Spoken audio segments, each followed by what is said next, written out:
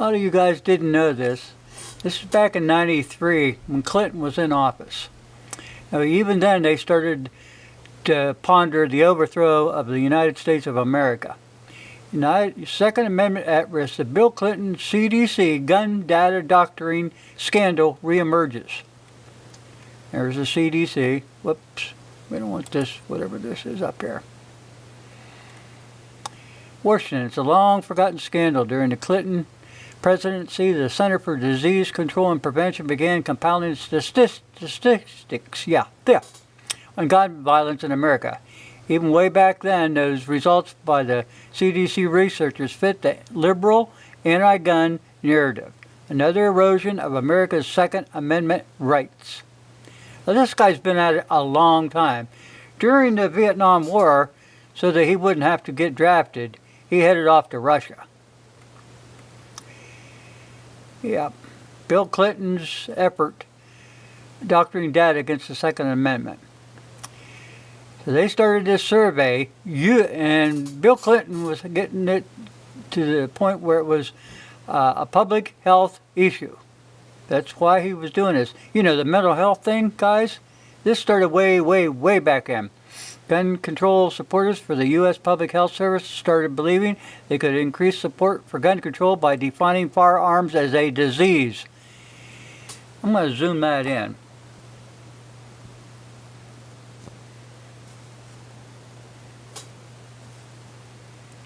In 1993, Dr. Mark Rosenberg of the Services Center for Disease Control said that the Bill Clinton administration wanted to reframe the debate about gun control to portray guns as a public health menace, using taxpayers' funds to underwrite research advocating gun control. That's how you overthrow a government.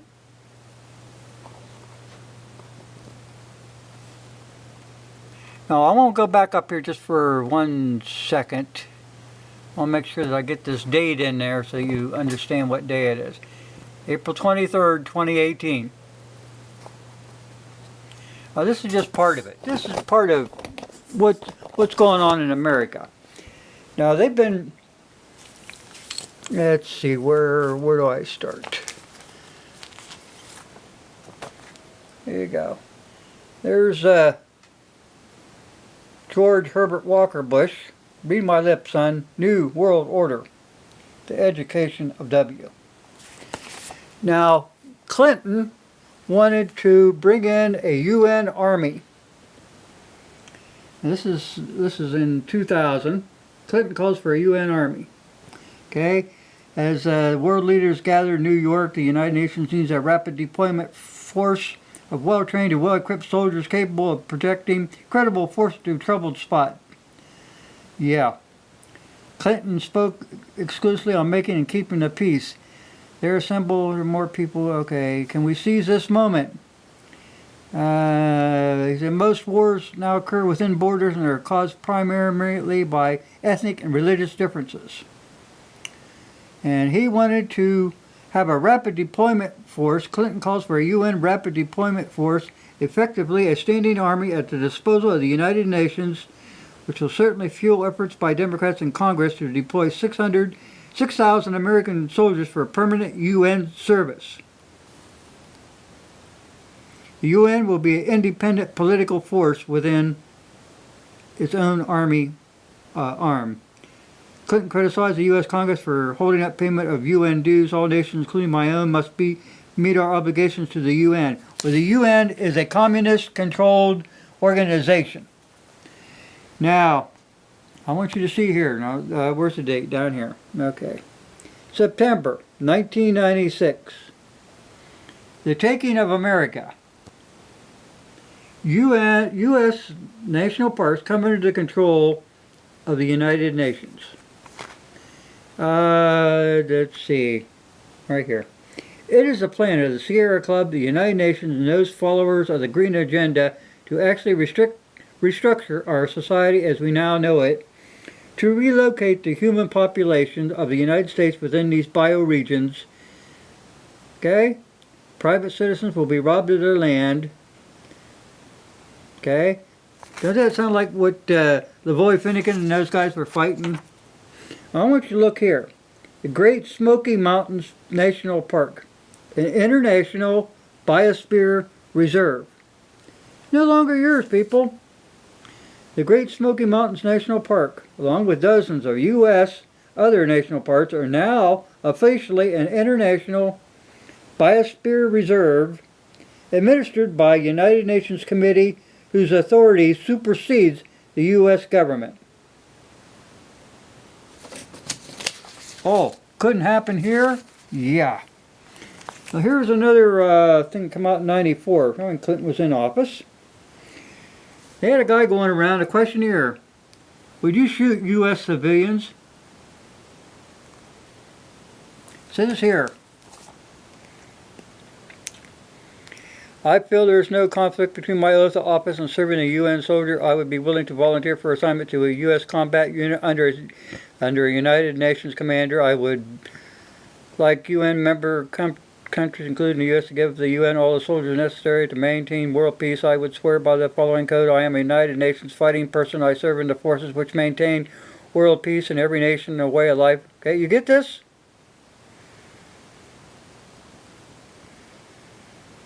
Final statement of the survey.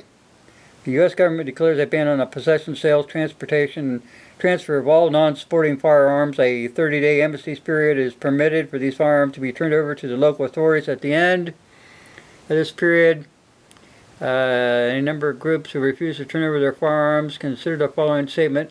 I would fire upon U.S. citizens who refuse to or resist confiscation of firearms banned by the United States government. This was administered by a Navy commander who indicated that the results of the survey would be used as a paper he was doing for his master's degree. Why in the living hell? May 10th, '94 is when that started. Cronkite. Remember your most trusted name. Cronkite wants world government. We must strengthen the United Nations. The first step towards a world government pattern after our own government with a legislator and all this other shit and international laws and keep the peace, so on. Of course, we Americans will have to surrender some of our sovereignty. It will take a lot of courage, a lot of faith in the new order. He said we cannot defer this responsibility to posterity. Time will not wait. Here's Hillary Clinton. Loves the idea. Here you go. 1995, May 16th. Outrageous. UN treaty promotes child's rights.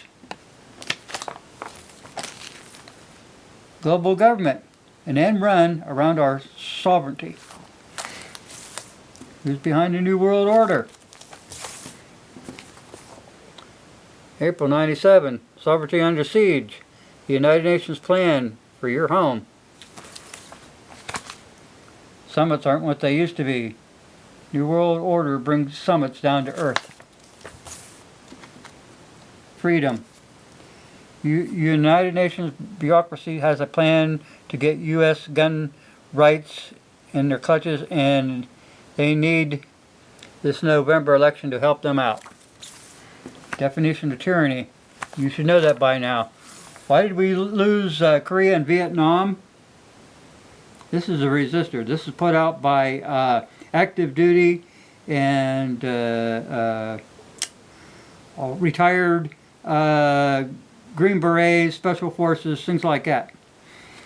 Now, a long time ago, this Congressman John Rankin, the United Nations is the greatest fraud of all history. Its purpose is to destroy the United States. I told you before, the United Nations is a Trojan horse given to us by men under the guise of peace, and they can take over our country without even firing a shot. Each and every one of us that served in Korea or Vietnam served under the total command of a Soviet general. I put this stuff out before, people. I'm doing it again just to bring you up to date. Here's Clinton. He seeked one last triumph. This was the Pittsburgh Gazette, September 5th, 2000.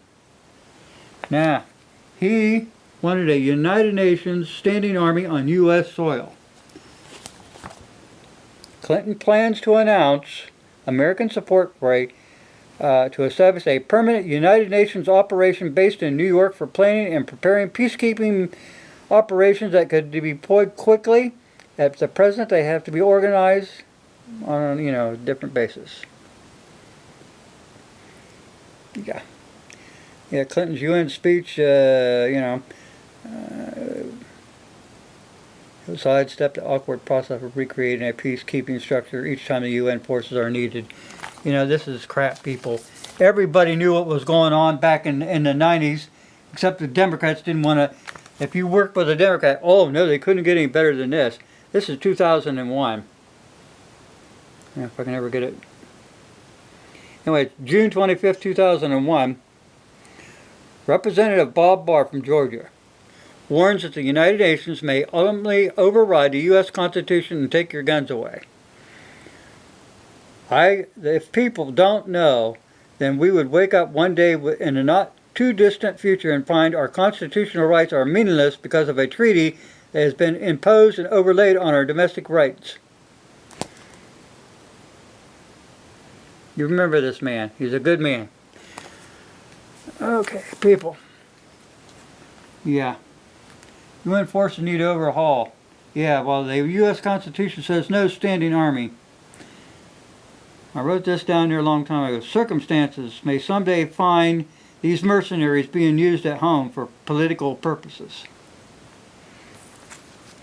This was one of the progressives of the Communist Checklist. The Communist Checklist was written and read into the Congressional Record January 10th, 1963. Everything that I've told you already, what I've told you in the past, is just about, they're that close to owning your country.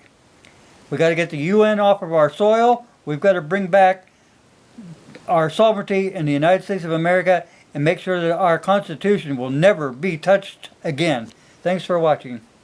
Oh, wait a minute. I ain't done. No, there was something else. Hang on. Hang on, people. Hang on. No, there's something else here. As soon as I get this out of here. Hang on. David Hogg. Remember him? The little sweetheart down there in Florida? Well, hang on. Let me get this. We got to get little David Hogg up here before I sign off on this thing. Come on. Apparently he met 3 times with Obama. Once was for 10 hours. Now I know this is bugging you. I'm going crazy here, but here we go.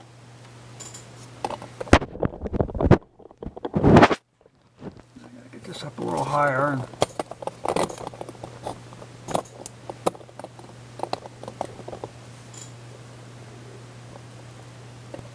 This was planned. David Hogg had 3 visits to the White House with Obama. One visit was over 10 hours long. You starting to get it now, people? Nothing happens by chance. There's always some kind of method behind it. It was planned. David Hogg had 3 visits to the White House with Obama. One visit was over 10 hours long.